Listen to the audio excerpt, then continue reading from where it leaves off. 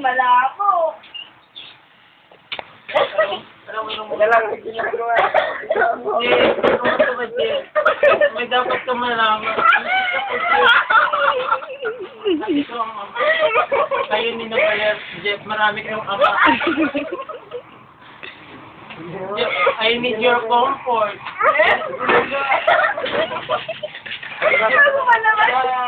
Managot mo sa... Oh, okay. Sabi mo kang sama mo ka mo. Kasi sinabi ko na kay mama. Ay, nga yung pati. Namin niya ako. Hindi niya matanggap tong anak namin. Basta sakit. Pakiramdam. Nasarapan sila sa akin. Pero ba't ngayon? Ngayon buntis ako, ba't akin nila? Nasarapan din naman ako nung... Pero, mas masarap pa rin pag tatangkilikin nilang sariling... Tatangkilikin? Mansab. Sariling produkto ay dapat tangkilikin.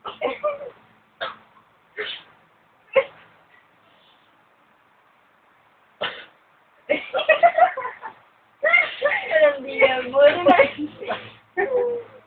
Sinasong mo sa mama mo. Ang sinabi ko kay mama, kung gusto ko, sabi ko kay mama, mama, nahirapan na ako. Ganun. Nahirap na ako, mama, kasi dahil nagkakagusto tayo. Hindi ko maiwanan, pero ba't gano'n? Nagalit pa si mama kung hindi kong supportahan ako. Sabi ni mama, anak, kaya magdusa ka. Ayun nga naman, mama.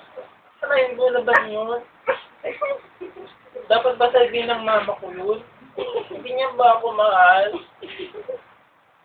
Malinaw ba sa'yo? Maganda side ko bilang anak ko niya.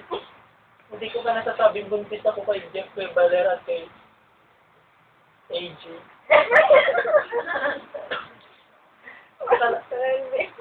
Hindi nila alam. Hindi ko alam kung kaninong anak to. Pero ang alam ko, tatlo sila eh. Tatlong pumasok. Nagigulan na ako. May gano'n.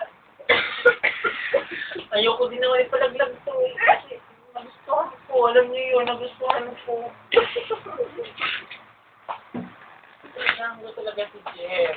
Gusto ko nga ako nagsasaras sa kay Jeff. Bakit? Kasi Bakit, teacher?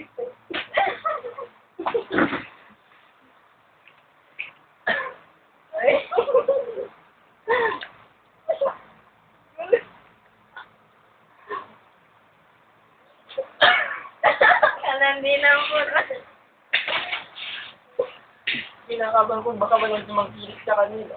Anong gagawin ko? Paano ko mabubuhay ko? Ayoko rin naman ipa-abot ko kasi alam ko kasalanan ko sa Diyos. At pinapagyan ko sa tulog ko. Kaya...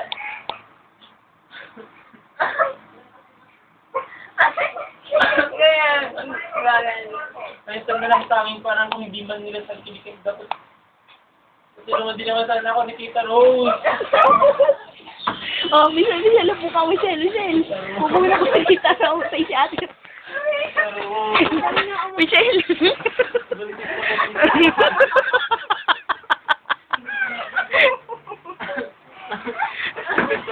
Ang kinikini dyan, ang sariling produkto niya.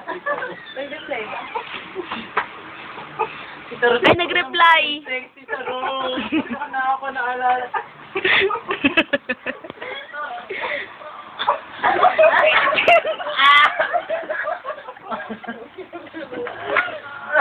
Wala. Naglilibor na ako. Malabo na